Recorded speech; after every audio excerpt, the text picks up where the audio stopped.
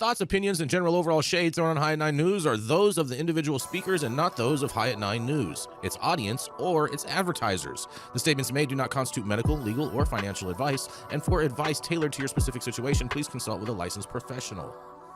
Welcome to the High at 9 News Hour, where you will hear from cannabis industry experts and professionals from around the country talk about important topics while shining light on global issues and discussing cannabis as it relates to politics, regulation and reform, data and technology, science, research and medicine, family and parenting, art, celebrities and entertainment, fitness, sports, mental health and wellness, and plant-based medicines and entheogenics. Together, we are building a stronger community, fighting the stigma and creating change. With your host, Jason Beck, joined by special industry expert correspondents from around the country, and daily antics brought to you by Cannabis. Coming to you live every Monday through Friday at 9 a.m. Pacific time and high noon on the East Coast. And thank you all for getting high at 9 with us.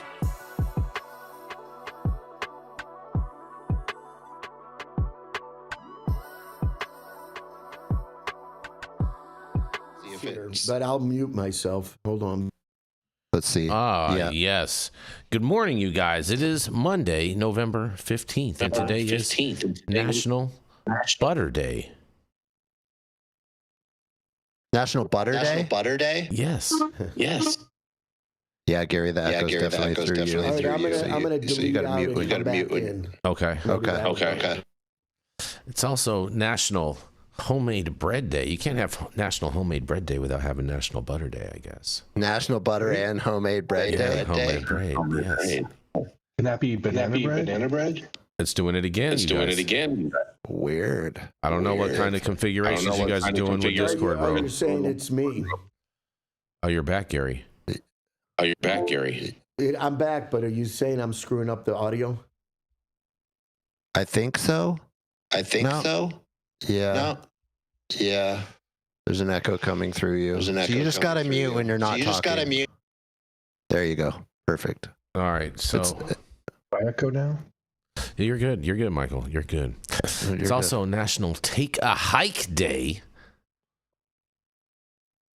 Butter, bread, like, take a hike. Hey baby, take a hike, or I'm going out and I think that is the better one. Yeah. And hey baby, take a hike. You know what I'm saying? The whole Dear John letters. You know what I'm saying? How about Congress take a hike for banning hemp products?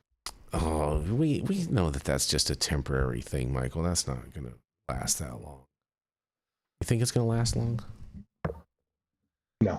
I think it's the perfect setup to be the October. I think it's the perfect setup to be the October surprise next year. Yeah, perfect setup to push the hemp space people into donating money to their politicians. Exactly right. Yeah, they have to get serious. In all fairness, you know what I mean. They're not too serious about this. You know, spending money on government affairs. They don't understand that world. They need to get with a program. You know. And it's also, you're going to love this, Jesse. It's National Baklava Day. I love a good baklava. See what I'm saying? That's our dessert of the day. Yeah. All right. It's a group in Tampa that makes a pretty good infused baklava. They don't have good shelf life, Michael. Yep. I've noticed over the years, baklava does not have a good shelf life when it comes to these types of products. Baklava doesn't have good shelf life? No. Well, that's because it's properly made. Oh. It's not full of preservatives. Yeah. I thought that honey is a natural preservative, isn't it? Well, but you'd have to have a ton of it. Hope your echo's back. Yeah, there's something going on with how you have your setup set up, Gary. Yeah, real quick, if you want to, I'll just divert the show for 1 second. Go for it. In the bottom left, there's a gear, and if you click on that gear, your settings will come up. And in the settings, there's audio settings, and there's some echo cancellation features in Discord. And if you mess with those, you should be able to fix it. If if you turn it on and stuff. I'm sorry, you said the bottom where? Bottom left of Discord. Discord. Uh-huh. Bottom left. Yeah, The audience gets a little Discord. yeah. I wonder if they hear the echo. They hear it. They hear it. Noise suppression. Yeah, and there's an echo cancellation. Oh, I don't know. Why can't I do this? Something's not working. Well, I don't want to hold you guys up. It's okay. It's okay. You can just look through it. Voice and video in the settings, and under voice, there's a bunch of settings.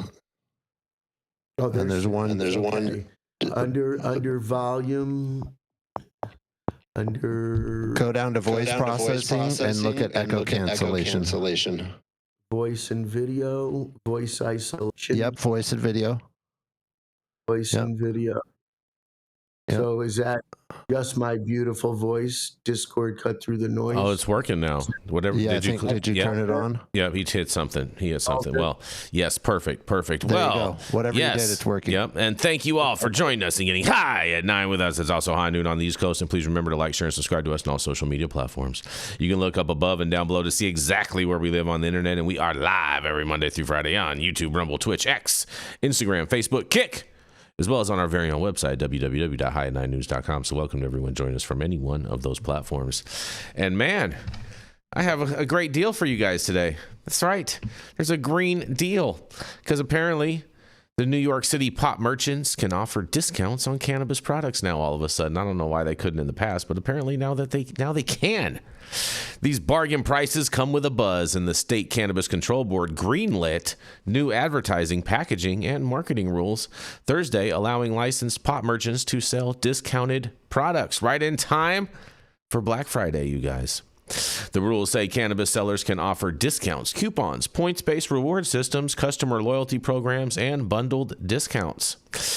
That's like, you know what I'm saying? You get a beverage, you get an eighth, and a pack of gummies, and it's like your meal deal package, Jesse. But regulators first had proposed lifting the ban on discounts last year and gave final approval at Thursday's meeting.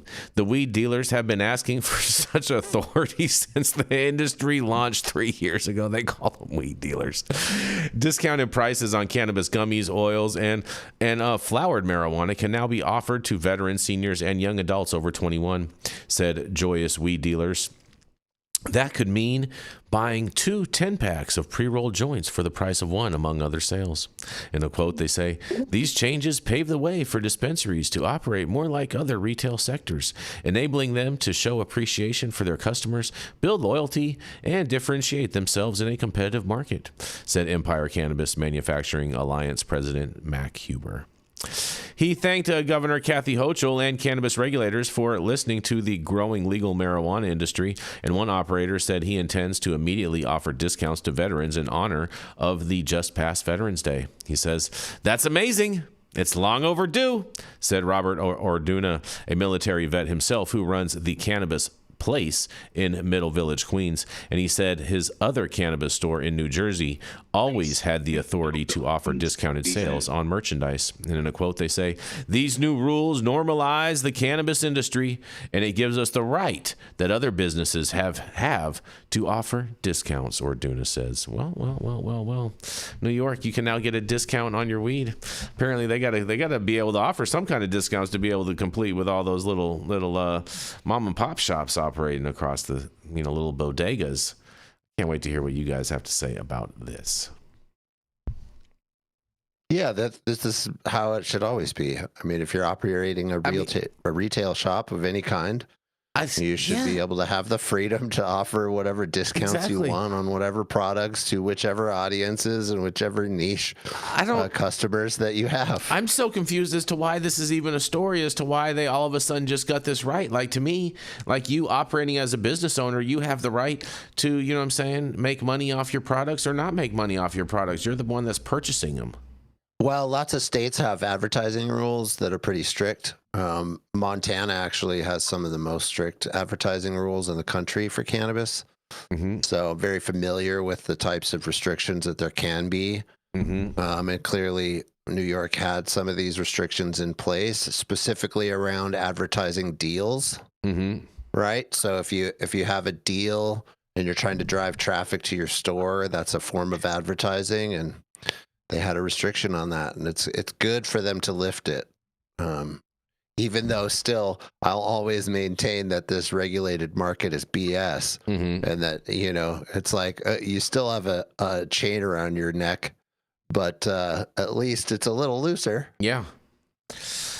The chain isn't throwing you in jail theoretically, right? Yeah, I mean, there's that. So just quick on this. I mean, this is a no-brainer. They've allowed this in Florida forever. It's absolutely ridiculous for them not to be able to. Seniors, veterans, critically ill people or things like that. They should be able to have discounts for whatever they want. Mm-hmm. Exactly. All I would say is almost everything that New York does is wrong and has been. Yeah. None of it is surprising. I am up here in Buffalo, New York. So I travel to the different dispensaries here, and they're very nice because they're very individualized and craft, but $58 an eighth for subpar flower is challenging. So yeah, right? That's crazy. I'm glad to see that they are making an effort. Man, I think a lot of that stuff should be maybe $10 an eighth, and then probably will fly out the doors. But I think we're a long way from there in New York. But nonetheless, this was an interesting story. Again, I don't understand why they never had it this way in the first place, and why all of a sudden this is a story. But good for New York, and good for discounts for you, the patients out there. I think it shows the cannabis across the country, even though we've legalized it in so many states. It's still, that was pretty good there, Michael. The cannabis, that was pretty. Yeah, that was good. I'm gonna use that I'm gonna use that with some people. That's cannabis. That's pretty good. And on that, we're gonna roll into our first commercial, and we are gonna be right back.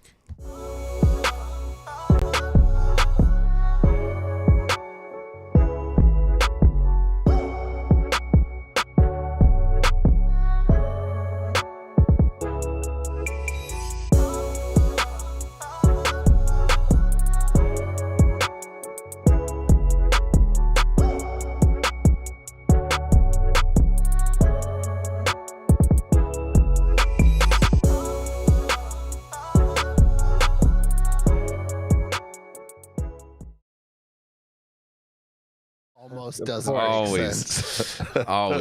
always, you guys. I'm always going to try to take it a step further. That's how we progress and we grow. You know what I mean? Find the edge, man. That's right. Find the edge. Mm-hmm.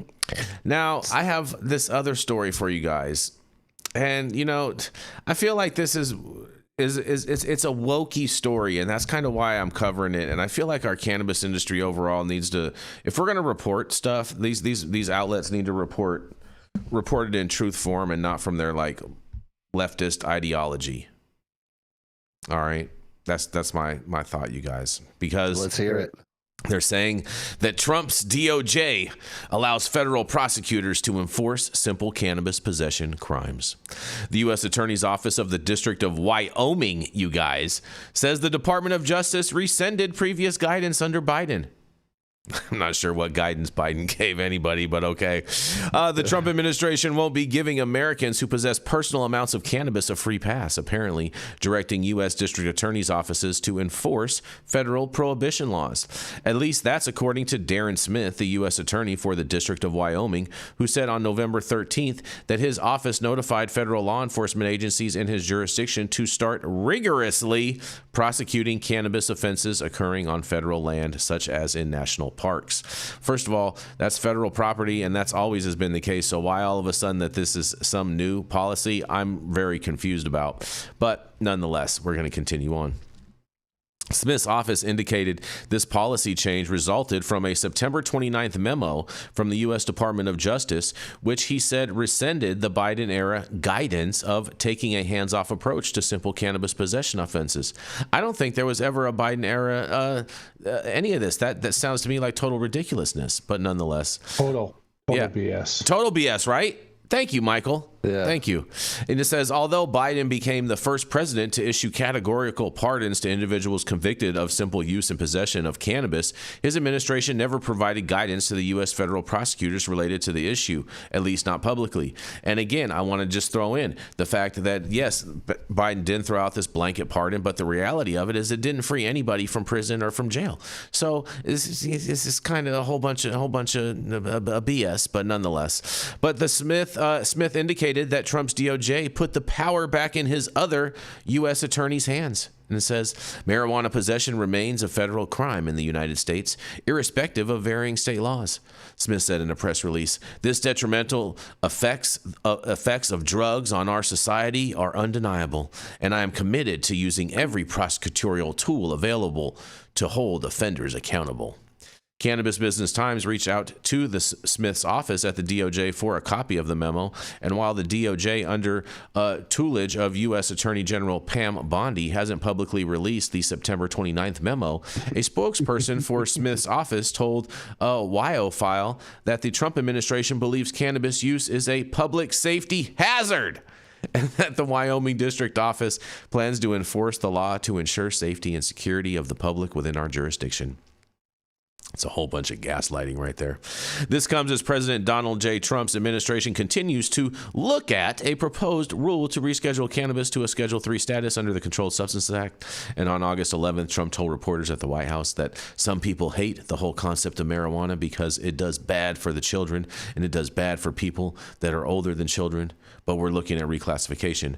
I find it interesting that they didn't include the other quote, the fact that he said, you know what I'm saying, there's a lot of people for it, a lot of people against it. They just wanted to use that quote, which again shows their bias in their writing of this piece. But it's he voted for legalization in Florida. I know, bro. These people just want to just be Trump haters in every step of the way, but whatever. The administration's approach to pursuing prosecutions related to simple cannabis possession may seem like a U-turn from the former U.S. Attorney General Merrick Garland's stance under President Joe Biden's administration. But however, Garland never issued an official memorandum of document to give federal prosecutors. In other words, there was nothing to resend. Instead, Garland only offered his formal stance while taking questions from lawmakers. In a quote, the Justice Department has almost never prosecuted use of marijuana, and that's not an efficient use of the resources given the opioid and methamphetamine epidemic that we have, Garland told Senator Brian Schultz, a Democrat from Hawaii, during an appropriations subcommittee hearing back in April of 2022. Garland also told lawmakers during his confirmation hearing in March of 2021 that prosecuting state-sanctioned cannabis activities does not seem to be a useful use of the DOJ's limited resources. Well, of course it doesn't, but guess what? Wyoming doesn't have a program in place, so of course they're going to prosecute. Come on, you guys, get out of here. The story is just so crazy. But while Garland never issued an official memorandum, this hands-off approach mirrored a directive that then U.S. Deputy Attorney General James M. Cole issued in August 2013 under President Obama, even though the Cole memo doesn't actually do anything, but I'm glad you guys listed it in this article. The Cole memo provided guidance to all U.S. attorneys. It was actually suggestions. It wasn't really necessarily guidance. Directing them, it did not direct them. It suggested them to prioritize enforcement efforts that prevent cannabis distribution to minors, sales revenue from going to criminal enterprise cartels, and the diversion of cannabis from one state to another, among other priorities. This memo came less than a year after Colorado and Washington voters elected to legalize adult use cannabis in 2012, and the first states in the nation to do so. And as a result, Cole directed federal prosecutors to rely on state and local law enforcement agencies to police their own cannabis laws instead of intervening. That's just a directive. That's not a mandate, and it's not mandatory that they do that. So again, it's just all lip service. But in a quote, they say, for example, the Department of Justice has not historically devoted resources to prosecuting individuals whose conduct is limited to possession of small amounts of marijuana for personal use on private property, Cole wrote. And one key detail about the Cole memo is that some might have forgotten he too directed the DOJ to prevent cannabis possession or use on federal property. Look at that. And to put it another way, Smith's announcement on November 13th that he plans to rigorously prosecute cannabis offenses occurring on federal land doesn't really differ from what was in place under the Obama administration via the Cole memo. So why are you guys writing this piece? And while former Attorney General Jeff Sessions, who served during Trump's first term, rescinded the Cole memo in January of 2018, even though the Cole memo doesn't do anything in the first place, leaving state leaving state licensed cannabis operators in a legal gray area. Not much really changed, of course, because that didn't change anything in the first place. But they say federal prosecutors didn't suddenly start chasing down state-sanctioned cannabis activities or individuals possessing personal amounts of cannabis. And that's not to say that Americans aren't getting arrested for cannabis possession by state and local enforcement agencies. State and local police made more than 240,000 marijuana-related arrests in 2024, most of which were for simple possession, according to the cannabis advocacy organization NORML. And cannabis-related arrests, as a percentage of all drug-related arrests, were the highest in the state in the nation.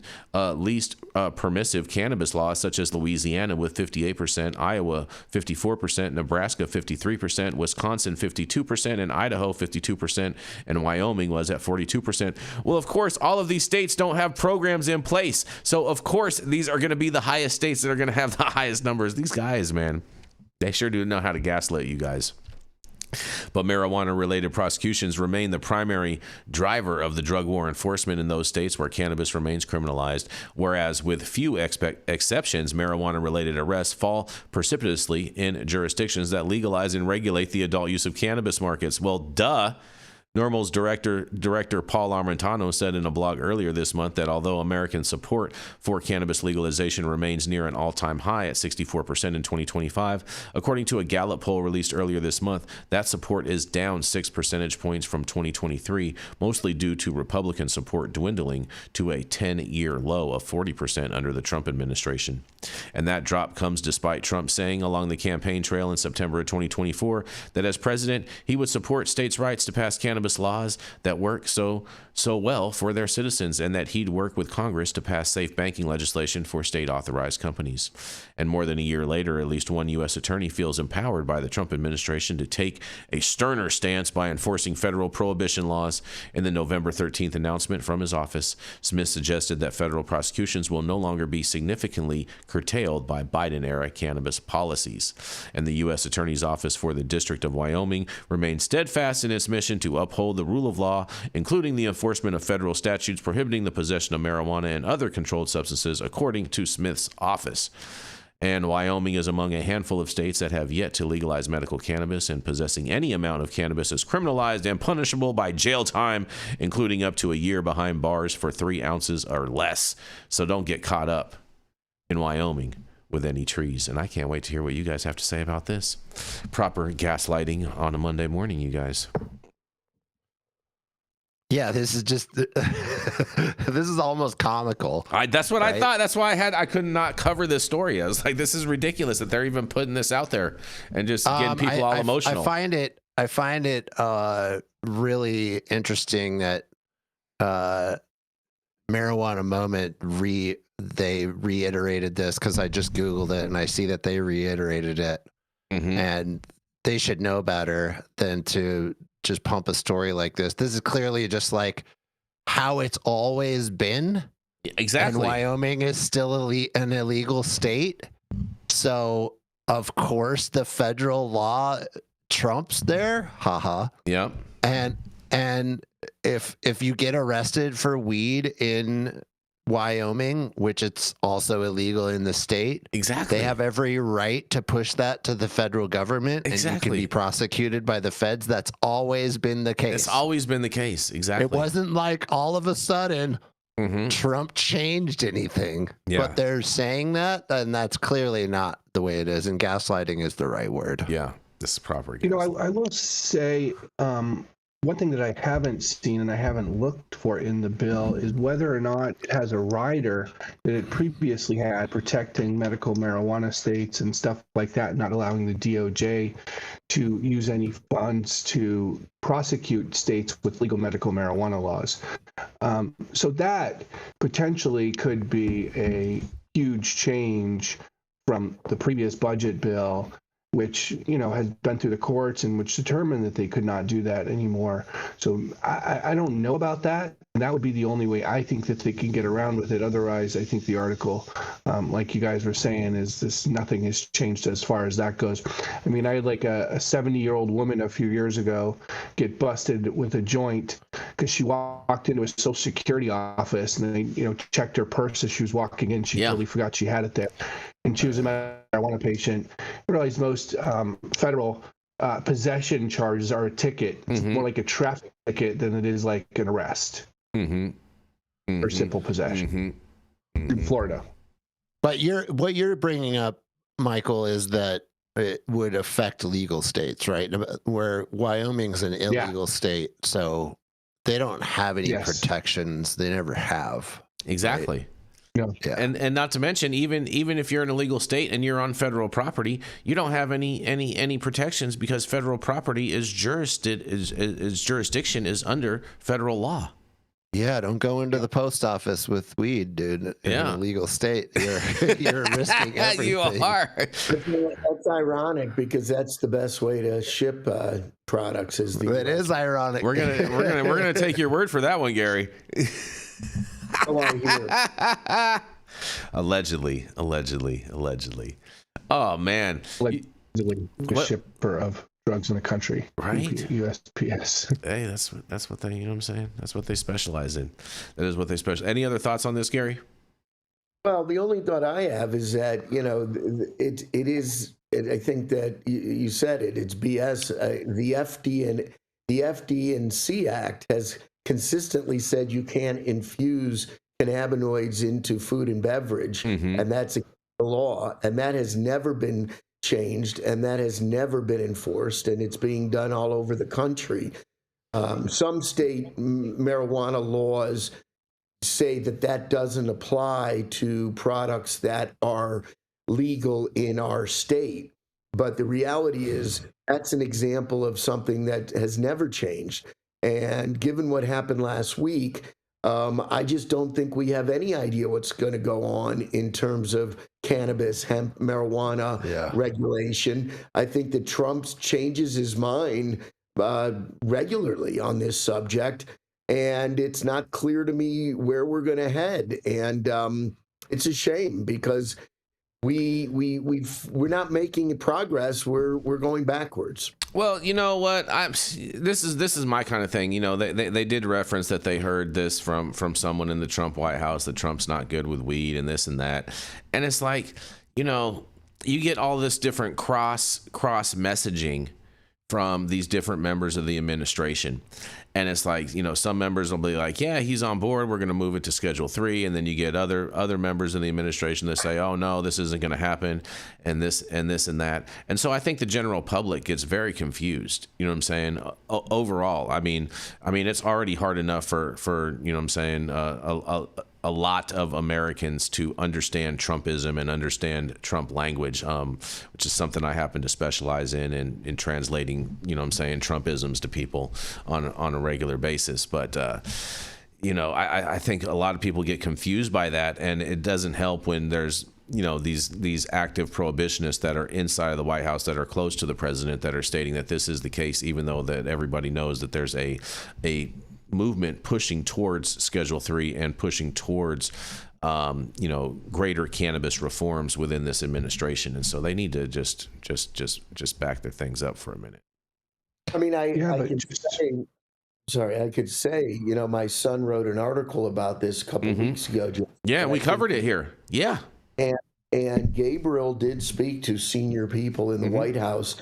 His perception was the opposite. Exactly. That senior people in the White House are pro cannabis. Exactly. You know, and I'll go as far as to say is, you know, I know that Susie Wiles, who's the chief of staff, she wants Trump to reschedule cannabis. And so you're getting pushed forward from, you know what I'm saying, the highest position in the administration, you know, is in favor of this, and they're just working on corralling all the rest of the prohibitionists that are in the executive branch.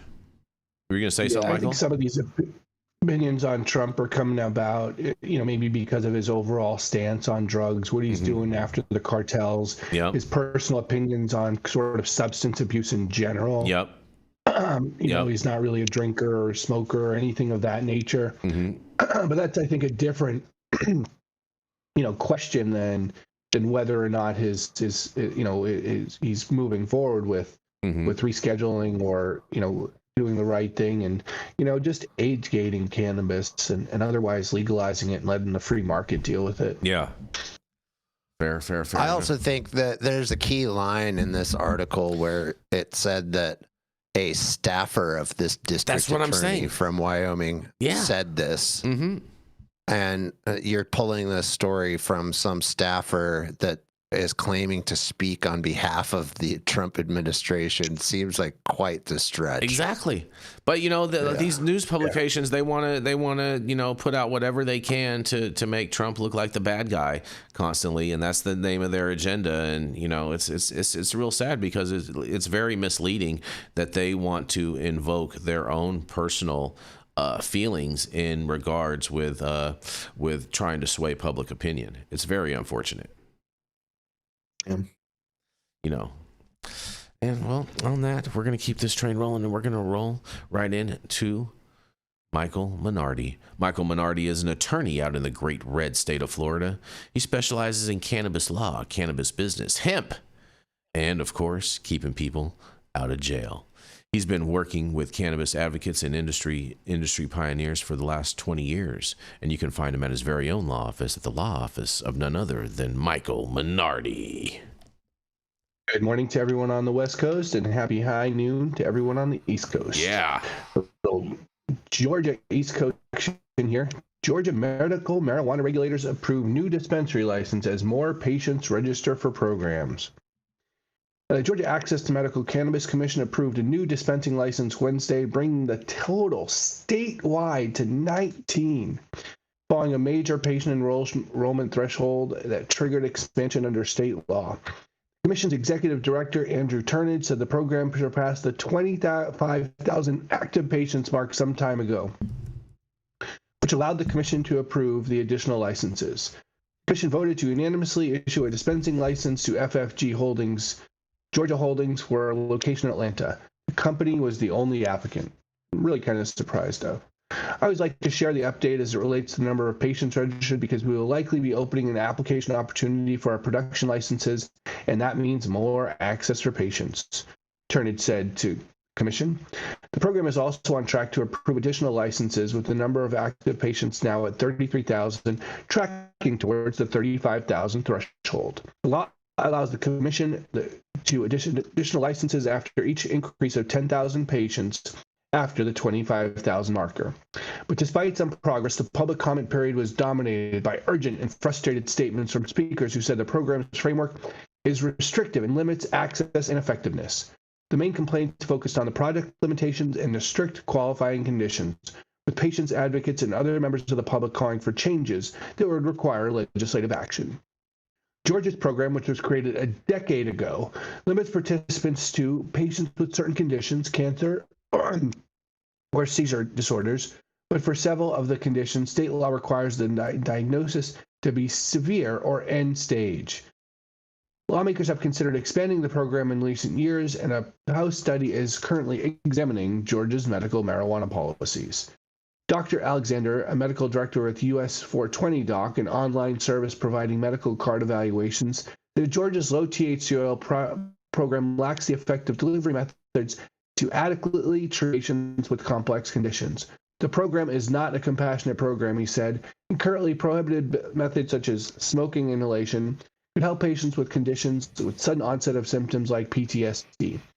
I don't have enough products to take care of my patients. I don't have enough, Alexander said, arguing the state needs to expand the program to include a greater variety of products that address different conditions. Several speakers, including former Rep. Mike Gravely, a key figure in passing the Georgia medical cannabis law, called for removing severe and end-stage caveats currently attached to mainly qualifying conditions. They argue that these vague terms create confusion for doctors because they aren't medically based and prevent patients from accessing treatments before their conditions become terminal. Gravely said he supports the state expanding the program, so the program's limited scope was due to a lack of industry knowledge among lawmakers at the time the law passed. I think you had a lot of legislators who were very curious, very nervous about doing this, and he really saw the tender of parents who were bringing their children down, caregivers who were giving testimony about family members, and so they went on a limb. Unfortunately, during that time, the limb was too short. And that's it for Georgia. It's good to see them increase, but 25,000 patients seems really slow. And just like in Florida, once we moved to smoking, that patient increased exponentially. What do you guys think about Georgia? Well, I love Georgia. I love peaches. You know what I'm saying? Peaches are great. Utah peaches are better. Oh man, stop it! Stop. Really?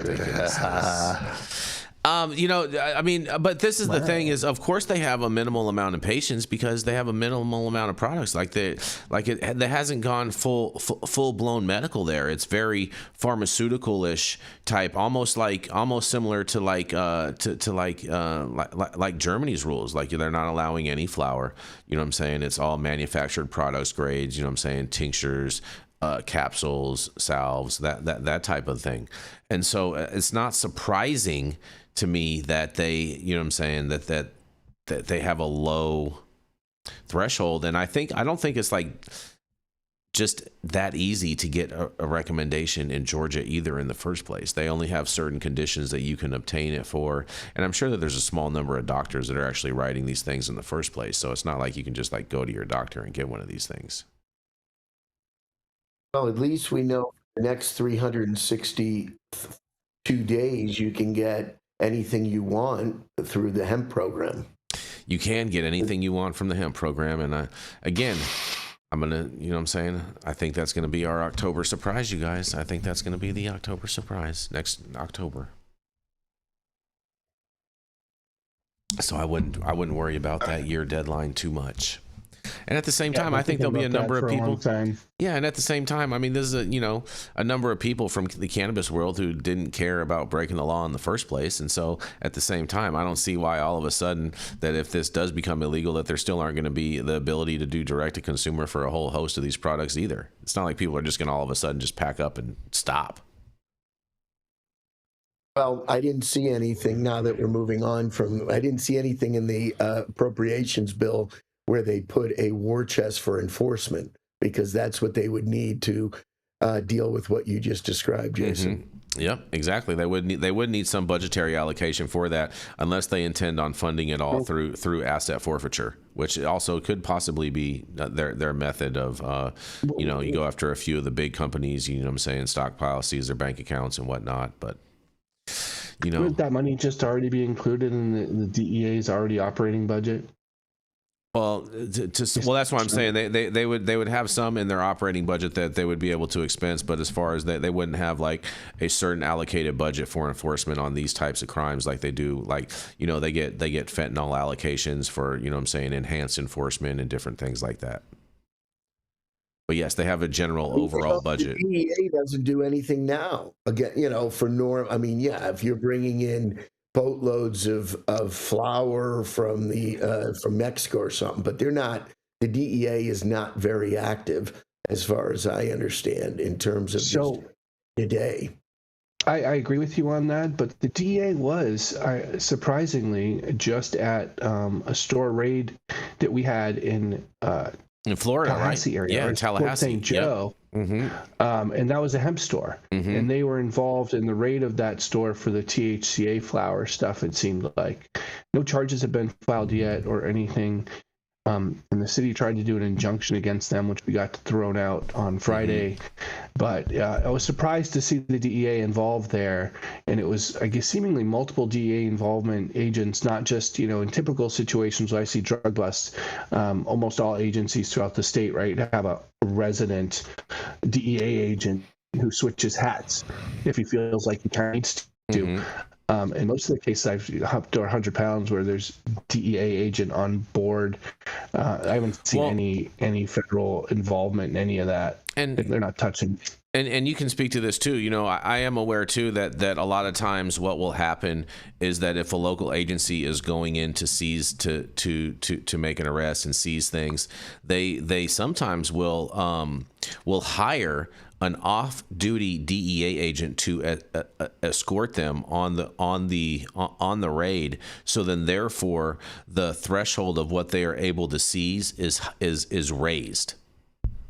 So, what I'm seeing is, again, all these agencies kind of have a cop who has like dual functionality. Mm-hmm. They're kind of deputized by the DEA, but they're also otherwise a local and, agent. Yeah, they're like a DEA officer. liaison. Yeah. Correct. And so when they just switch hats kind of as to where they feel like when they do the drug bust, they want to bring it. Well, sometimes they just wear two hats at the same time. You know what I mean? One bill going one way, one bill going the other way. The other thing is in Florida, in their pockets.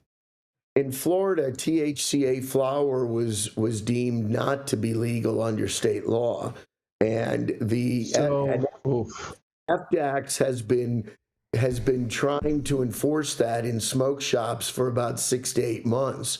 So it does not surprise me that Ronnie D would be potentially, his administration, very receptive to getting assistance from DEA officers for the flower. Interesting. Yeah, and I think that's a debatable issue in some respects with Florida. But they've been raiding people throughout the state, and there's more and more arrests now by law enforcement for THCA flower and products. Mm-hmm. And I still think there's a serious conflict in Florida law that the legislature, the past 2 legislative sessions, has tried to specifically define total THC to include formula, right? The 0.877 plus the times the THCA plus the Delta 9, and twice the past 2 legislative sessions, they have denied adopting that specific formula to define total THC. So, I think that there should be some serious issues with FDAX and their ability to regulate something that they weren't given the authority to do so in some respects. So I think those challenges are ongoing. Mm-hmm. Very, very, very, very, very possible.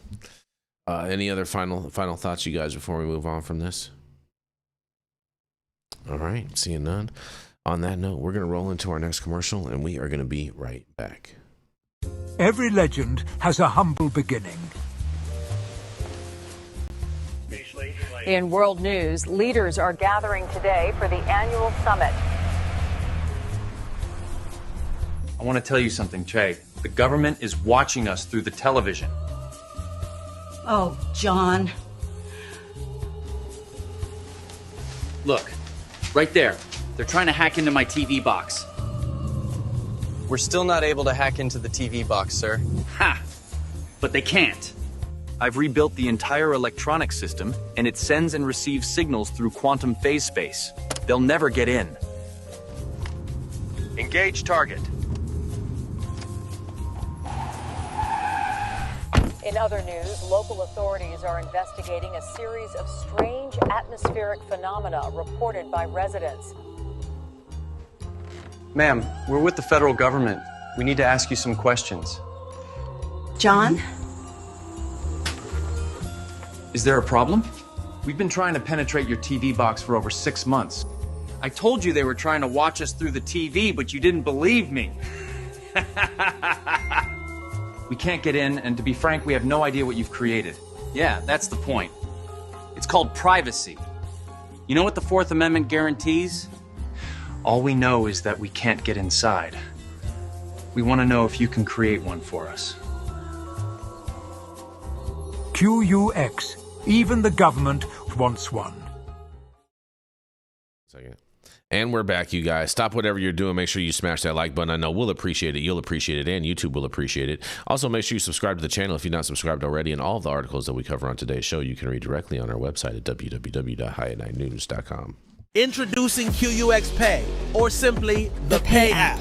Where you can pay like it's nobody's business. Because it isn't. It's what everyone's been clamoring for. It's finally here. Secure every payment. Your data stays private. QUX will never sell your data for profit, period. Pay friends, family, contacts instantly. No hidden fees. No limits. Spend on the move. With this patented technology, you can use debit, credit, bank transfers, cash cards, and even crypto completely offline. Amounts transferred through the Pay app reach their destination instantly. Transfers in a flash. As quick as sending a text. No more waiting around like crypto. Are you ready for the future of payments? The state of the art for money is finally here. Data privacy and security protocols trusted by militaries and banks worldwide. QUX Pay, the Pay app. Available as an app and point of sale system, personal and corporate accounts available. Go to QUXPay.com and start using the Pay app today. Legally, but at least my understanding, yeah. We are back, you guys, and we are going to roll right into Jesse Barney. He's the founder of Barney Design Co. and can help transform your brand into what it's truly meant to be. That's right. Speak to your customers, help you get the highest sales, and create the best brand loyalty that you could possibly achieve. That's right. It is none other than Mr. Jesse Barney. Yeah, we're against blanding. Yes. Over here. No bland designs. No bland, just brand. All right. Well, speaking of branding, my story is oriented around branding and marketing this morning out of MJ Biz Daily by Sally Blackmon. The headline goes, "Can functional THC move cannabis past the potency race?" For years, THC percentage has dictated price, perception, and bragging rights up and down the cannabis supply chain from seed to sale. But as operators seek to break the cycle of THC addiction and consumers look for clarity, focus, and calm over couch lock highs, quote, functional THC, unquote, is emerging as the legal industry's next measure of value. Cannabis advocates have for years tried to convince consumers that THC percentage is at best an unreliable indicator of product quality and even effects, without much success. But now, encouraged by wellness culture, the popularity of microdosing, a sober, curious generation, the functional THC movement is driving manufacturers to design products with precise cannabinoid ratios and measurable impacts. Brands like Level in California and Eaton Botanicals in New York are helping define what functional means.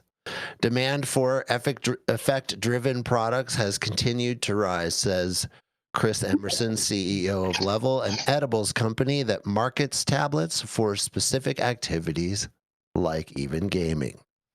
The market is moving away from generic, "this will relax you" marketing towards formulations that deliver distinct, repeatable experiences through cannabinoid ratios and dose, he added. The move towards functional THC also reflects a maturing market where consumers are finally rethinking potency as the benchmark for quality. Whether you can trust the numbers or not, and according to many watchdogs, you can't, data shows average THC levels in U.S. cannabis flower have climbed steadily over the past several years. That's a reflection of how potency ruled the roost. But that mindset is changing. According to BDSA, cannabis beverages and low-dose edibles with their predictable onset and controllable effects are among the fastest-growing product categories at cannabis retailers. Observers say this shows consumers want controlled experiences. They want the same kind of dependable function they expect from caffeine or supplements. Dan Dolgan, co-founder of Eaton Botanicals, sees the same trend at retail. "We see customers who won't buy anything else once they find a product that works," he said. "They're not chasing potency, they're chasing reliability." To accommodate this trend, retailers such as Ulta, New York City, and Manhattan are rethinking merchandising around effects rather than strain or THC level. To avoid the potency race, cannabis product makers are treating formulation less like flavor art and more like pharmaceutical design. Functional THC isn't a single molecule or single dose, Levels Emerson said. It's the correct THC dose in a trusted matrix for the intended moment. Levels development process blends empirical feedback, peer-reviewed research, and an advanced machine learning to test for onset, peak, and tail, favoring repeatable, easy-to-titrate profiles, he said. Meanwhile, Eton Botanicals is developing low-dose gummies infused with adaptogens, plants, and mushrooms associated with well-being effects, as well as botanicals in collaboration with functional medicine partners at Indigo Wellness. We give them an effect, and they help us identify the right ingredients, but more importantly, the right doses, said Dolgen. Each batch is tested not just for compliance, but for taste, dosage integrity, and consumer feedback, often requiring 4 or 5 variations before the team lands on a final formula. To sell the idea, Eton hosts bud tender training and farm visits to help staff connect ingredients to their intended effects. Education is the most important thing we can do, Dolgen said. Proof of the shift toward function over potency is now visible on retail shelves. At Ulta, products are organized by desired effect. Rest, chill, relief, focus, and vibe, a move inspired by founder Vanessa Yichan's own confusion as a new consumer. I found stores organized by brand or consumption method, but not by how you want to feel, she said. At Ulta, we want to make it simpler and more intentional. Vibe, Ulta's social energy category, drives the most traffic and repeat visits, while rest and chill products see the highest return purchase rates, Yichan said. Effect-based SKUs, she noted, outperform strain-based sales because consumers value consistency. Newer shoppers often start low and build confidence, while veterans explore more functional formats. That crossover, Yichan said, has boosted loyalty and overall spend, showing that clarity around effect can translate directly into stronger sales. Functional THC's true potential, however, remains untapped. Fragmented regulations and limited research make education and standardization the hardest parts of scaling, Emerson said. Research on standardized dosing and predictable effects remains limited across cannabis formats, a 2019 review found. The disconnect puts pressure on brands to prove what they promise and on retailers to sell outcomes responsibly. That reinforces why evidence-based labeling and formulation data are becoming the next competitive differentiators. Well, I have quite a few thoughts on this article. One is I really like the place that these owners are going, whether it's Eton Botanicals or Ulta or Level. They have noble ideas and noble aspirations. And I myself, as a brand person who's been a veteran in this industry for almost 15 years, working specifically in brand, I have had those same noble aspirations myself. I spent a lot of time 10 years ago around there when I had this sort of aha moment that quality is really the biggest deal, and there are some things about cannabis that help with quality. The proper cure rate, maintaining your moisture as that cure rate happens when it goes into the package, making sure that no light happens, that you're preventing oxidization. All of those things lead to a better product. And as I worked in those things and I tried to pass those off to the consumer, and I worked with brands to make packages that had accurate curing and preserved the product the best and were opaque, it turns out consumers hate opaque packaging. They want to see the weed. Mm-hmm. And they don't care if you cured it exactly right and kept the moisture exactly right in the package. They don't care if it was preserved properly. They care more about fun. They care more about the story that they believe. And I think that's where some of this is going, is a lot of this is about the story that you can sell. Can you sell the fact that this is chill, or that this is energizing, or that this is a vibe? And if the consumers buy into that story, there's a placebo effect that goes along with that. If you believe that it's going to make you excited, the chances that the weed product is going to make you excited goes way up. So there's all these factors, and the truth is, at the end of the day, most cannabis consumers, the middle of the bell curve, they like flower, they like joints, they like high quality, and they want it now, and they want it fast, and they want to see it, and they want to smell it. So, and they don't really care about these tablet products. They don't care about these synergistic effects with other botanical things that you're adding in. To them, that's just adulterating what the flower really is and what the plant really is. So that's the way that the cannabis market is. That is the bell curve, the middle of the bell curve right now. Now, there are people on the edge who are onboarding into cannabis who do like these products, and there are certain niche markets. You know, a grandma who's used to pharmaceuticals and products that are highly processed, she might be more apt to try something like one of these level products where it's a tablet and it's with a bunch of other things, and that is supposed to give some desired effect, and that effect comes across to her. She might be more likely to have a good experience with cannabis and then be a repeat user. And that is a good.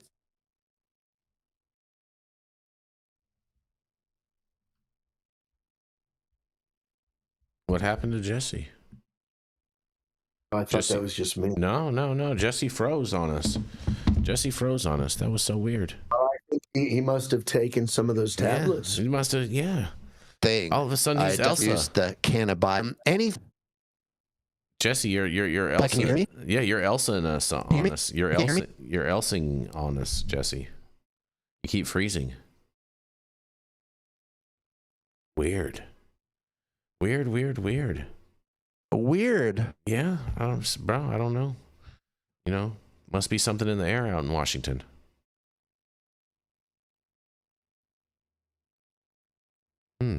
But can you hear me? I can hear you now. Kinda. Yeah. You're cutting in and out.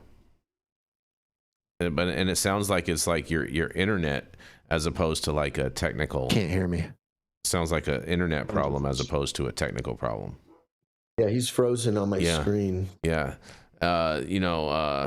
Red Setter Farm says solar storm's been heavy lately. Maybe that's what it is. Yeah. Maybe it's a solar storm. That's what I just said. Yeah. 100%. Yeah. So, fair. My quick thought on at least what he was talking about in this article is that I think that it makes it easier for newer consumers to go in and say, this is the mood I want, this is the vibe I want. I think, more experienced consumers are looking at, okay, what terpenes does this have in it so I know what effect I'm going to get. So I think it makes it a little simpler for people to be able to go in and figure out, especially new users, if they're looking for a specific effect from it. Yeah. Yeah, my thoughts on it are similar. First of all, I think the article sounds great, and I do agree, even though I'm a flower person. I'm actually here at a friend's facility while I'm in Buffalo who makes capsules, plant-based capsules that have a combination of THC, CBD, CBG, CBN at times. And I do believe that in the right ratios, those products can provide various different relief. It's not clear to me that the words chill, relax, are really possible to achieve with every different person. But I do believe that the products do provide great value, and I do believe also, as just stated, that the terp profile is extremely important. And for me personally, I like a high terp profile because that means it's going to have really good flavor and it's going to be an enjoyable experience. I also feel like in the flower side, these no-till living soil products are cleaner and much, much better from a quality standpoint. The problem is it's craft and expensive, and you can't really get that other than in mostly the legacy market at a very high price. But I do think there's a there. I do think cannabis is a wellness product, and there are many cannabinoids that have very varying degrees of benefits, and depending on what you're looking for. And I think that it'd be nice if we could continue this. And I do believe the low dose beverages are a great way to get this type of benefit. Interesting. You know, I really like this brand Level, and I totally agree with you, Gary, that I think that their products are more geared toward, you know, newbies, new people coming in, people with specific ailments like that. That's one of the things that their products is really good for. People that need, you know what I'm saying, concentrated dosages of certain compounds from cannabis, and, you know, delivered, you know, specifically for certain ailments. And I think, and I'm a big fan of Level, and I think that they do a really great job with their products. But, you know, when I see products, you know, like you said, like Calm, you know, Vibe, like, who the hell? What's that even mean? Yeah, exactly. What is it exactly? This is terrible marketing. I feel like, you know what I'm saying? Sleep, I guess. Yeah, of course, it's going to put you to sleep. That makes sense. But you know what I mean? Calm, Vibe, you know, Outlook, or whatever words that they're using. You know what I'm saying? It's a lot of it is just ridiculous, and I think it makes it even more confusing to the customer. You know what I mean? Because if they, I don't know about that. I think I agree with Jesse that from a branding perspective, it's working. I don't think it is. People do believe. Well, first of all, I don't think that form factor is working, because people generally who are going into dispensaries are not looking for that. Mm-hmm. But I do believe that people believe that bullshit about it's going to give you a good that part's vibe, true, and it means something to somebody. Mm-hmm. But as we know, those of us who you know delve into the various products, you know, even with flower, you can the percentage of THC has very little to do with the experience you're going to have.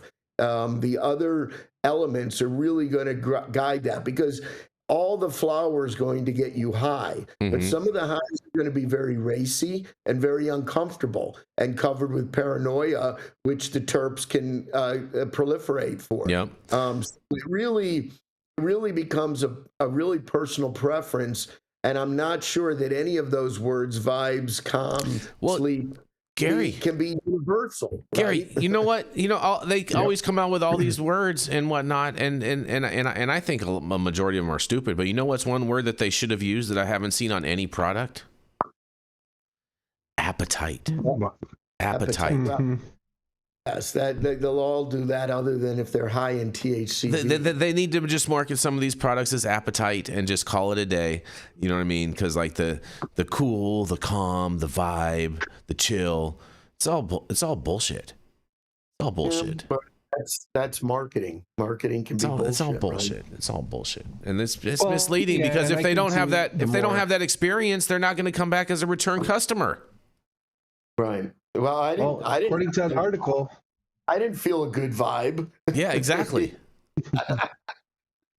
Yeah, according to that article, it seems like it is working for them in their marketing aspect of it, as far as generation revenue and people coming in on the repurchase of the products. But I agree. I think the generic like vibe or things like that have actual no meaning are worthless. You know, because then you have to go up, what do they mean by this definition of vibe? You know, energy or uplifting, I think maybe a little bit more focused. But, you know, I think the branding and the marketing of this product is going to continue to evolve over the years, hopefully as it expands and people are allowed to, you know, advertise and market a little bit more. And let me be a little bit clearer.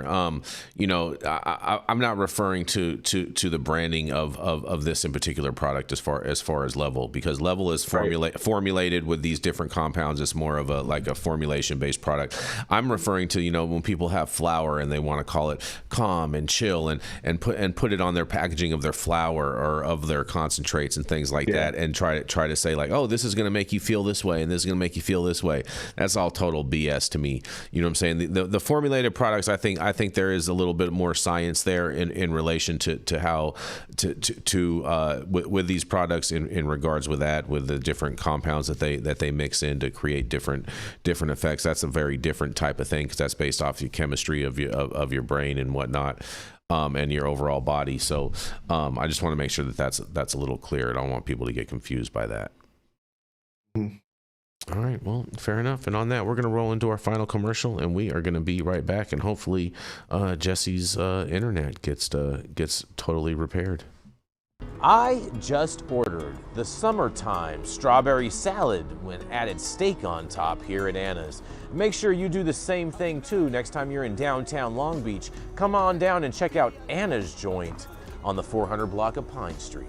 They have amazing selection of beers, foods, and when you come down here to Anna's, you can even challenge me to a game of shuffleboard if you want to lose.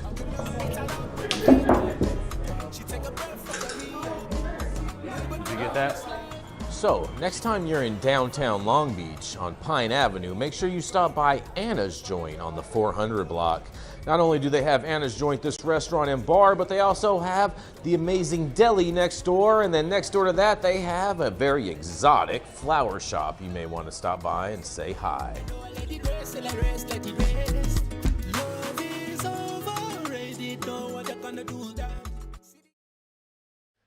And we are going to roll right in to Gark Kaminsky. Gary is a regulatory compliance attorney with over 39 years of experience working in highly regulated industries. And for the past 10 years, Gary has focused his practice on the cannabis and marijuana and hemp space, advertising, Pubco,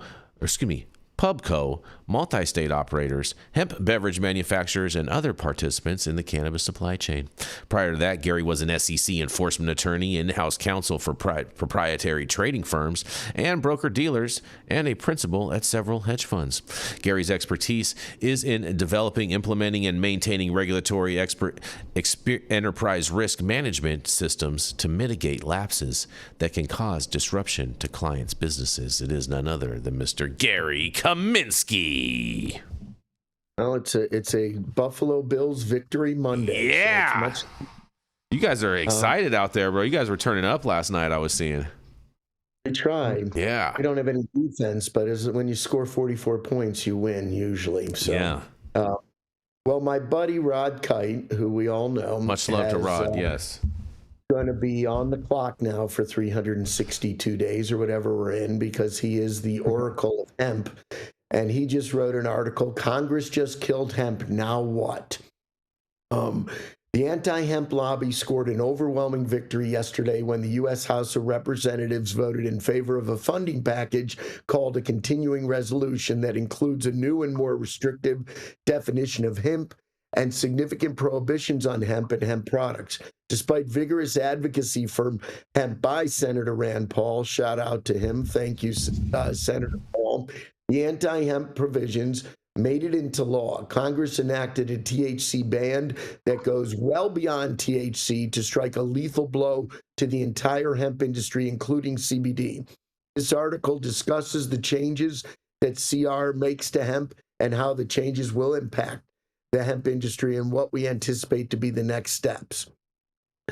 What does the law do and when does it go into effect? The new hemp provisions, which I've published in their entirety at the bottom, go in effect in 365 days, meaning November 12th, 2026. The CR makes the following changes to the 2008 Farm Bill provisions. It defines hemp with a total THC, as we talked about earlier, including THCA and all its isomers, including Delta 8, Delta 10. In other words, the sum total of all forms of THC, including THC, may not exceed 0.3% on a dry weight. Notably, the new language doesn't even consider decarboxylated THCA. This presumably means that all THCA and not just 0.877% of the THCA must be counted. It prohibits, and this is a big one, viable cannabis seeds from non-hemp cannabis plants. So no longer will you be able to sell seeds, which the DEA even supported over the last year, if the seeds are derived from a marijuana plant, even though the seeds have no THC in them. prohibits any cannabinoids that are not naturally produced, whatever that may mean. Prohibits any cannabinoids that are capable of being naturally produced by the cannabis plant, but are synthesized, again, or manufactured. Again, what does that mean outside the plant? Prohibits any products containing more than 0.4 milligrams combined total per container of any THC, including THCA. Prohibits any products containing any other cannabinoids that have similar effects or are marketed to have similar effects on humans or animals, as tetrahydrocannabinol. Defines intermediate hemp products, a new thing, and requires the FDA to publish a number of items related to THC. Rather than reading through all of this article, I think it's very detailed. I think that we've dealt with this issue and over the last week. I'm sure you guys covered it. And it's very unfortunate that this bill got caught up in the opening and closing of the government. And therefore, this, as well as about 75 other bills, I'm told, were not debated and were just included in the appropriations bill. And this one, unlike some of those, destroys a $20+ billion industry overnight for no good reason other than it happened to have gotten caught up, and the momentum of the keeping the government closed and getting it open caused people to just say, we'll go for it. There's a lot of problems that I see with what happened, not the least of which is over 300,000 jobs are going to disappear, and billions of dollars of money that has been invested and has been that is being generated will disappear. But also, it shows, as we said earlier in this webinar today, the lack of direction that we're seeing in the cannabis. You had marijuana supporters lack of going after this hemp bill and supporting killing hemp. And it gets us to something we've discussed before, which is does it make really any common sense to eliminate a business that's actually operating effectively on an interstate commerce level and on a supply chain level, and forcing it back into a mandate that is woefully failing, and that is marijuana. But what I'm hearing and seeing is that there are a number of congressmen and senators who recognize this, and who, unlike Senator Paul and ironically Ted Cruz, were not willing to stand up for it to keep the government closed while we rectified this hemp bill. But I do believe it's going to be debated, and I do believe there will be some changes to this. I think things like low-dose beverages hopefully will find a space. But I know, Jason, you've said you're looking at an October surprise. It's October surprise. And let's hope that happens. So yes. Let's throw it out there. I think it's all going to come down to the October surprise. I'm not expecting a lot of things to happen. I know there are a lot of people that are working on a redraft of the 2018 Farm Bill, which would address this immediately if there was a new version that was adopted. And so that would, there's a few different plays that the industry has overall in its utility belt to not have to worry about a total doomsday type of scenario. And those being the October surprise, that something will happen before the next budget goes into place in October of next year, and then also a redo of the 2018 Farm Bill. And so those are both of the best two vehicles to actually get something done. Whether or not the cannabis industry will take this opportunity seriously and put serious money in a government affairs, initiative and messaging model is yet to be seen. I haven't really seen them be that effective with that as of yet, but time will tell. Time will tell.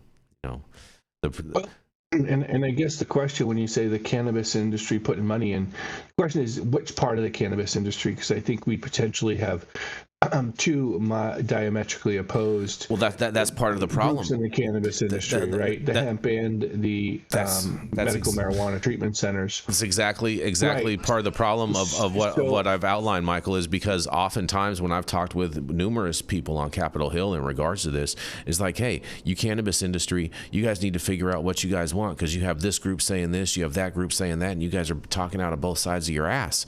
And so, until you guys can speak with one unified voice, it's going to be hard for us to be able to get anything done, because you guys aren't even united amongst yourselves on what you guys want or need.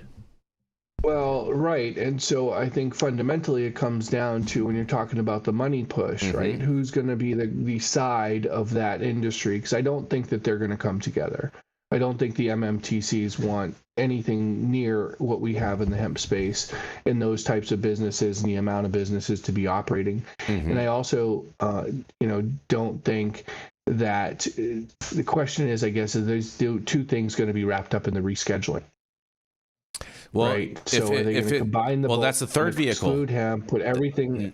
Right. No, it wouldn't. Actually, it couldn't exclude hemp, because they both have the same definitions in the Controlled Substances Act. So then automatically hemp would automatically be. That's not accurate. Yeah, it would. How is that not accurate? Because they don't have the same sub definitions in the Controlled Substances. Yeah, they do. They're all classified as cannabis sativa L.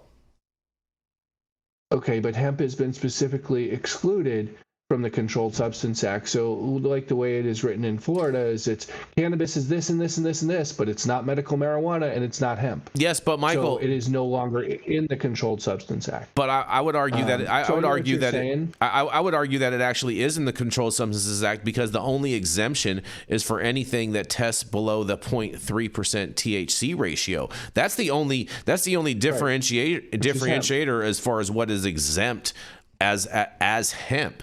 And so what I'm saying is that because the whole plant in total, just in general, is all still classified under the Controlled Substances Act, that if it went to Schedule 3, it would take both groups to a Schedule 3 status. Now, granted, if it falls below, hold on, Gary, if it falls below a 0.3 THC threshold, then of course, yes, then that would still fall within that category. But everything else is gonna get thrown into Schedule 3, and that's where THCA would ultimately fall. That is correct. Industrial hemp will continue to be excluded. But the real stupidity of this is, if you think about it, prior to whenever it was, I don't know, was it 2006 when they first came up with medical marijuana in California? 1996, Gary. 1996. Yep. Marijuana was a black market, legacy market, whatever the term is. So we like traditional market. And it continues to be that over 50% today. On the other hand, they legalized hemp and all its derivatives and created a legal $28 billion market, which now they're getting rid of. And for them to believe that those $28 billion worth of consumers are going to stop consuming is ludicrous. So what you've done is created an even larger shit show, if you care, in terms of a black market. In addition, the notion that marijuana and hemp are going to come together on the One Plant Alliance, which is one of the things they're working on, I just don't see it happening. I don't see it happening either. And, I could go into a few reasons as to why, but I think some of it has to do with some of the leadership there. I'm just saying, as you well know, the marijuana people are not going to embrace it, other than Curaleaf and Tilray, apparently. Well, that's because they have interest in both sides. Yeah. Right. But so do some of the others, but they have put in so much money. They have a monopoly if you get rid of hemp. I'm concerned that in the next 362 days, if the goal is to, now we got to reset and we have to get one plant, and it ain't going to happen.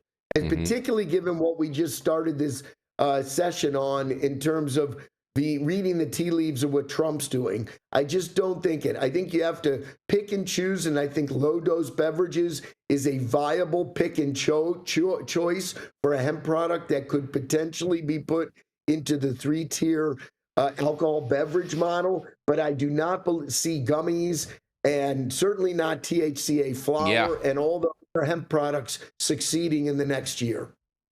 Oh man, it's gonna be a rough and tumble. It's gonna be a whole bunch of tumbleweed out there, Gary. You know what I mean? A lot of tumbleweed. Well. Jesse, are you back? Yes. Are we just? I'm back. My internet fully went down. Yeah, welcome back, Jesse. Glad to have you back. You have any thoughts you want to throw in on this whole hemp debacle that we got before we move on to our final story? I mean, I missed the bulk of the story, but yeah, I mean, it sounds like I agree with most everything that was said. My main concern, going back to my Friday story, is that there's a concerted effort here to ban hemp and then move all other cannabis to Schedule 3, and that's really going to pigeonhole the entire industry into a really bad place. There are some benefits if that happens, which is really the most dire thing that could happen. But I'm kind of a realist in that sense. I think the most dire thing is probably what will happen. And if that's not what happens, great. But there are some people who will benefit. If you're a farmer or a large scale grower, you'll probably be able to get some sort of DEA manufacturing license. And then if you're a researcher on the medical side, the benefits that you'll get will be immense. But if you're in the retail chain and you're building a brand that's literally about building a brand, then I think you're going to be SOL. Fair enough. Well, we're going to roll into our final story of the day. And Michael, I think I found your next client. I think so. Are you ready? Because YouTuber Jack Doherty is charged with marijuana possession in Miami Beach, records show. That's right. Ryan Doherty, 22, is facing several charges, including possession of a controlled substance, possession of 20 grams or less of cannabis, and resisting an officer without violence. Miami-Dade jail records showed that famous YouTuber and influencer Jack Doherty was arrested in Miami Beach on Saturday, records showed, and he's facing several charges, including possession of a controlled substance, possession of 20 grams or less of cannabis, and resisting an officer without violence. That's right, because according to Miami Beach police, officers were conducting a high visibility enforcement detail in the 700 block of Washington Avenue when they noticed a group of people enter the roadway. An arrest report said one of the people identified as Doherty was in the middle of the roadway to record video content, which created a safety hazard for drivers and himself. As Doherty remained in the road, officers told him to move out of the roadway, but he refused, the report said. And after warning Doherty that he would be arrested if he didn't follow the officer's instructions, Doherty replied, "Once I'm done with this, bet," the report said. Doherty, when then taken away from the roadway, and he continued to disobey officers' commands, which led to his arrest. And during a search, officers found half an oval-shaped pill that had a number 3 imprinted on it, which was consistent with amphetamine, the report said. And officers also found what appeared to be 3 hand-rolled cannabis cigarettes in a black plastic container. Body camera footage captured officers placing Doherty under arrest, and after paying his bond, Doherty walked out of jail Saturday night and shared his side of the story with NBC6. In a quote, he says, "That was the worst 24 hours ever. I wish I did something crazier to make it worth it," Doherty said. Doherty claims he took too long to cross the road, and that's why police arrested him. In a quote, "I think it was a little excessive. I'm not going to lie. There was no traffic. It was 3 a.m, and I think they just wanted to lock me up. But fair enough. I learned my lesson." Doherty later got on social media outside of the jail to post videos to his followers, but said he had regrets how Saturday morning went. He says, "For sure, I would have definitely done it differently, Doherty said.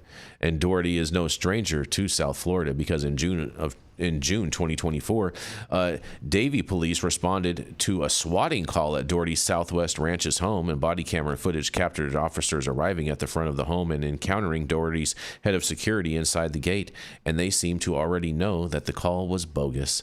And according to an incident report, an officer had already seen that Doherty was streaming on QUX.com and was safe. And a few months later, in October, Doherty crashed his $200,000 McLaren during a live stream after appearing to look at his phone while driving in the rain. And the incident appears to have happened on the Florida Turnpike in Miami-Dade when the expensive sports car hydroplaned into a guardrail. And he streamed the crash on QUX, a streaming platform where his channel is now banned after the incident. And Doherty has nearly 15 million subscribers and is known online for his controversial prank videos and wealth flaunting. And he has since paid a bond to get out of jail, you guys. Well. Michael Minardi, I think we found a perfect client for you. We know he has money to pay his bills, and I can't wait to hear what you guys have to say about this.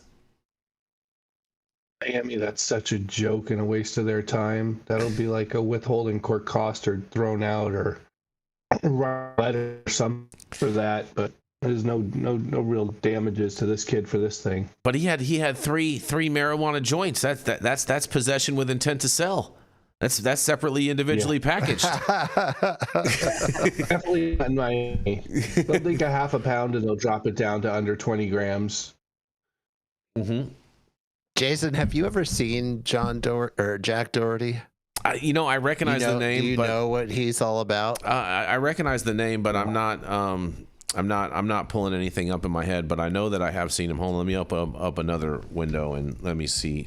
I'll just tell you. I'll tell you. Because I know quite a bit about him. No, I do not know this kid. I may have seen a couple videos on Instagram, but I do not follow him. I do not know this kid at all. He's a young kid. Okay, so yeah, he's super young, and what he's famous for, the reason he has all these followers and everything is he has this giant bodyguard who's black who goes with him everywhere. Really? And he goes to parties and he goes to places, and what he does is he pranks people in these public locations, and he really makes people angry. Like really angry. Oh, that sounds fun. And then as soon as the person is angry and starts threatening him, the bodyguard steps in and like puts the kibosh down on. And it's a repetitive thing that he does over and over and over. So he'll just come and antagonize you until you're super angry at him, and then his bodyguard will step in, and he does this over and over again. So that's what he's known for on YouTube. Well, he's gotten kicked off of every platform that there is, Twitch, YouTube, etc. Wow. And then he moved to QUX, and QUX is hard to get kicked off of. It's hard. I see what you did there. You can do anything on QUX. And that's why a lot of these YouTubers move to QUX, because they're so open and there's no censorship on there. So whatever prank or BS thing that you want to do on QUX, you're allowed to do. And so he's proliferated on there. So it's pretty amazing that they've kicked him off over this. But this is just a cancer on our entire society. Guys like Jack Doherty and what they do, and that where social media goes, that this inflammatory action actually leads to a lot of attention because people like watching it. I mean, I can admit I'm on X sometimes, and I pull up like those rec videos or like something that's just antagonizing or inflammatory, and it's fun to watch. And these people are taking advantage of that. So in the middle of this, that's clearly what he's doing, right? He's in Miami, he's blocking traffic, he has his car in the way, and he's trying to get people angry to cause a scene so that he can kind of make this video, right? And his bodyguard can step in and the whole thing. So it's pretty cool that the cops stepped in to arrest him. That's great. We need more of that to happen. And then, of course, he has weed and other drugs on him. Yeah. And he's an idiot. Yeah, he's a 20-year-old kid. You know what I mean? They do a lot of. So for all of you who didn't know who Jack Doherty is, now you know. Yes. Interesting. I think you found a new client, Michael. I think you should reach out to him and represent him. You don't want him as a client. I don't know if I want him. He sounds like an a-hole. Yeah. Yeah, right. Yeah. You just he's more trouble than he's worth. You just charge him double your hourly rate, Michael, and that's how you deal with the assholeness. Exactly. Yeah, absolutely. Yeah, but he's not. I guarantee you, he's not going to have money for long. Like this is just something that's not going to last. Well, we'll see. He's Jesse. going down as it happens. I mean, even people who are his age who do enjoy watching him, they don't like him. Let me tell you something, bro. He's got millions of fans. Most of them people like him. No, they don't. They don't. I guarantee you, they watch it for it's like something you love to hate. They watch it for the entertainment factor. It's entertaining to watch him kind of crash and burn and ruin his life. Mm-hmm. Right? Mm-hmm. And that's what he's doing. Mm-hmm. And he's continuously doing it.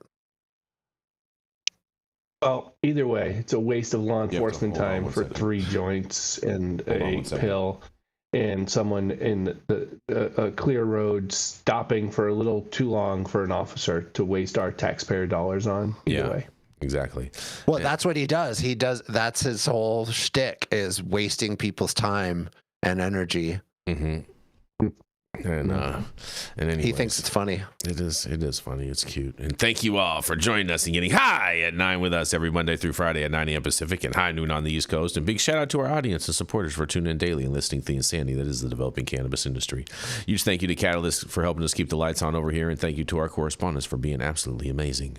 And thank you to Cannabis TVL for giving us a reason to do this every day. And thank you to Cloud Media Partners, Elias and Gabriel. They're somewhere in the metaverse. And thank you all for tuning in and getting high at 9 with us. We are America's #1 daily cannabis news show.